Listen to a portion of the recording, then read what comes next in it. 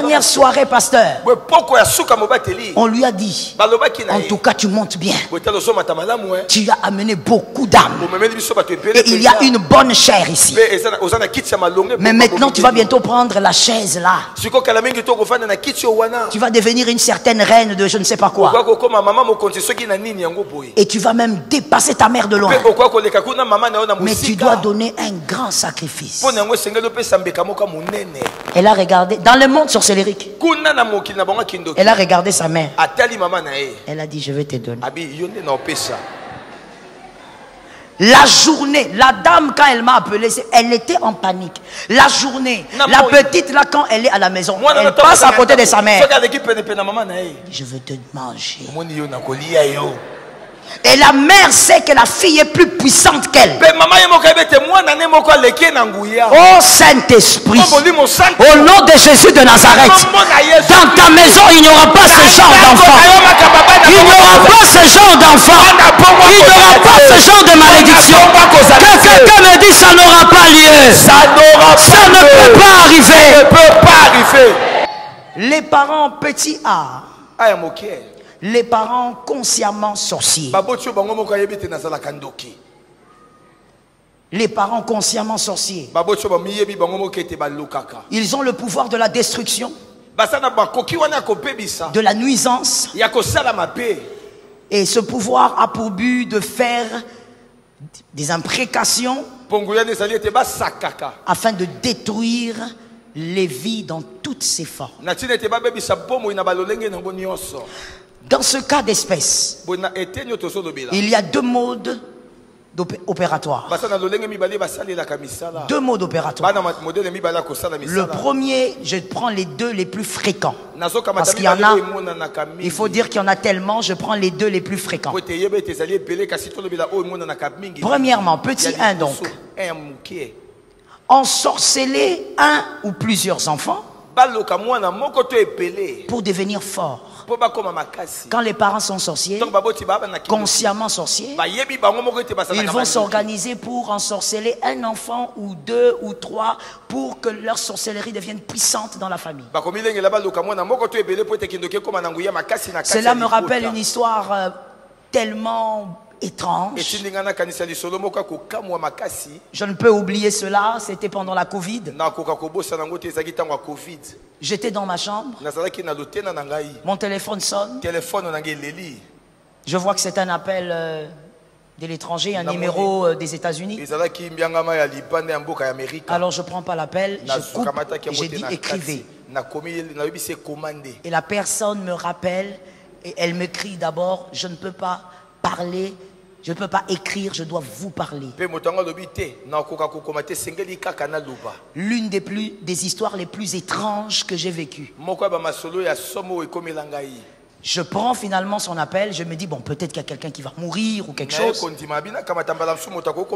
C'est une femme qui me dit bonjour pasteur. Je dis bonjour. Je vous écoute madame. Moi je vis aux États-Unis dans tel état. Je vous appelle parce que je suis sorcière. Je dis ok. Quelle présentation magistrale. Vous m'appelez parce que vous êtes sorcière. Oui. Et parce que je veux absolument confesser. Et faites ma délivrance, que je sois délivré. Je sentais une peur dans sa voix. Et j'ai senti le Saint-Esprit me dire, parle avec cette femme. Je dis, vous voulez être délivré, pourquoi? Elle me dit, vous êtes sûr d'avoir le temps parce que mon histoire est bizarre. Je dis, mais vous m'avez déjà appelé. C'est pour ça que vous m'avez appelé. Il dit, d'accord. Alors je veux vous dire, moi je viens de Mbuji-Mayi. C'est d'où je suis venu. J'étais là avec mon mari. Et on était en train de nous débattre pour quitter le pays. Mon mari s'est organisé par plusieurs voies et finalement il est arrivé aux États-Unis. Après quelques 2-3 ans, moi aussi j'ai suivi avec les deux enfants. Arrivé là-bas, avant même de quitter, J'ai tué mon frère. Dans la sorcellerie, mon grand frère. Dans la sorcellerie, il n'y a pas d'âge. Un bébé sorcier. Et ensuite, je suis venu ici. En arrivant ici, le monde des ténèbres m'a dit, on a besoin d'un autre sacrifice. J'ai dit ok. Alors je ne veux pas tuer mon mari parce que ici on est mariés et puis on a beaucoup d'avantages ensemble. J'ai commencé par détruire son travail. Que quelqu'un lève la main droite et dise, cela n'arrivera pas, cela n'aura pas lieu. Cela n'arrivera pas, cela n'aura pas lieu. Lorsqu'on parle de la sorcellerie, il ne faut pas avoir pitié de la sorcellerie. Parce que la sorcellerie n'a pas pitié de toi. Et elle dit, j'ai commencé par détruire son travail.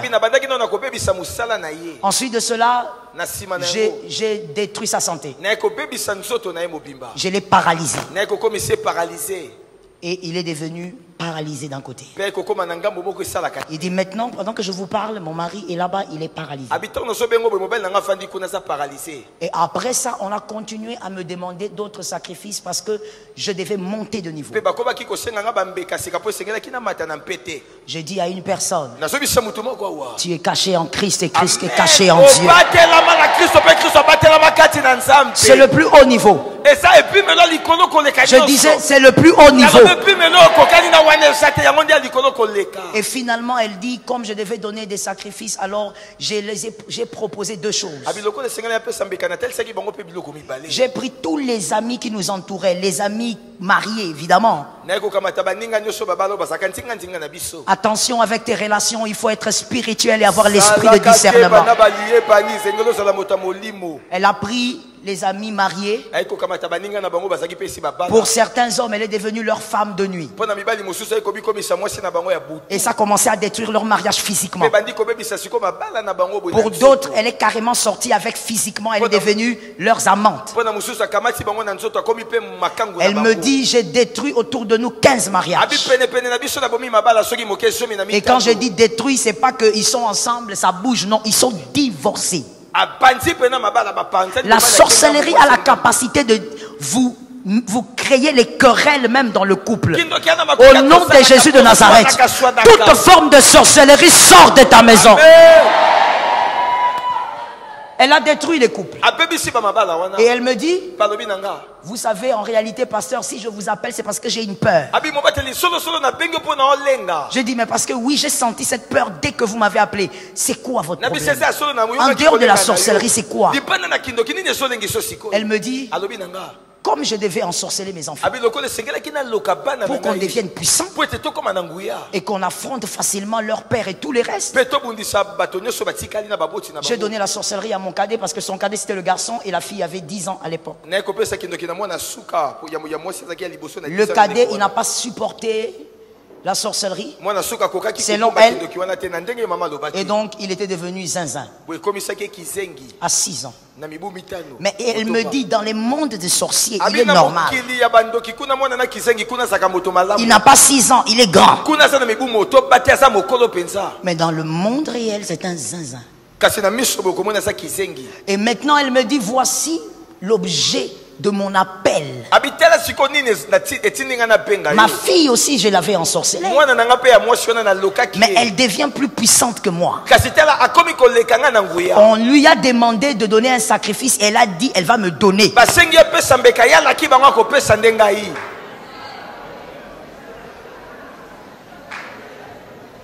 Je vous dis, histoire authentique. Je sais que peut-être même qu'elle va écouter ces témoignages, elle saura que c'est elle. Aux États-Unis, elle dit, elle avait 10 ans, elle devient plus puissante que moi et elle veut me sacrifier. Elle dit, maman, elle n'a pas de limite. Elle a une soif du sang à un niveau incroyable.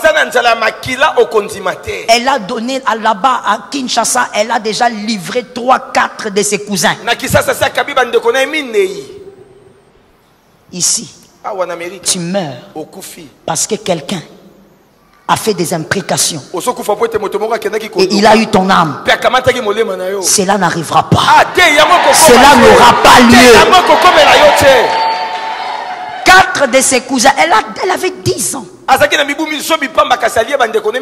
Et on lui a dit, et à l'école, yes, j'allais oublier, à l'école là-bas, au milieu de toutes les races, elle a, pour certains enfants, elle avait arraché l'intelligence. D'autres, elle les a rendus autistes.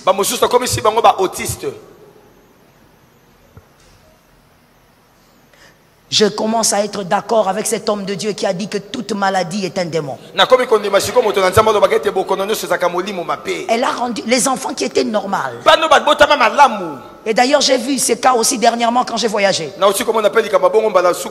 Les parents me disent l'enfant était né bien, il a grandi bien, il a quitté Akin, il avait 6 ans, il était bien, il parlait. Quand on est arrivé ici, l'enfant est devenu autiste. Je rentre à l'histoire de la sorcière. La dernière soirée, pasteur, on lui a dit, en tout cas tu montes bien, tu as amené beaucoup d'âmes et il y a une bonne chair ici, mais maintenant tu vas bientôt prendre la chaise là, tu vas devenir une certaine reine de je ne sais pas quoi, et tu vas même dépasser ta mère de loin, mais tu dois donner un grand sacrifice. Elle a regardé dans le monde sorcellérique. Elle a regardé sa mère. Elle a dit je vais te donner. La journée, la dame quand elle m'a appelé, elle était en panique. La journée, la petite là quand elle est à la maison, elle passe à côté de sa mère. Je veux te manger. Et la mère sait que la fille est plus puissante qu'elle.